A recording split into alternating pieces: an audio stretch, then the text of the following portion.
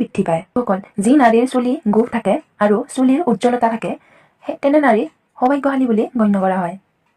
বন্ধুসকল, যি নাৰীৰ জিভাত তিল থাকে আৰু জিভাৰ ৰং ৰঙা হয় সেই নাৰী সৌভাগ্যশালী বুলি গণ্য কৰা হয়। বন্ধুসকল, যি নাৰীৰ ভৰিৰ আঙুলি গোলাকাৰ, গুটিকা আৰু শকত হয় তেনে নাৰী সমৃদ্ধিশালী বুলি গণ্য কৰা হয়। বন্ধুসকল, যি নাৰীৰ ভৰিৰ তলুৱা পিছল হয় আৰু ভৰিৰ তলত কোনো ধৰণৰ ফটা চিটা নাথাকে তেনে নাৰীক সৌভাগ্যশালী বুলি গণ্য কৰা হয়।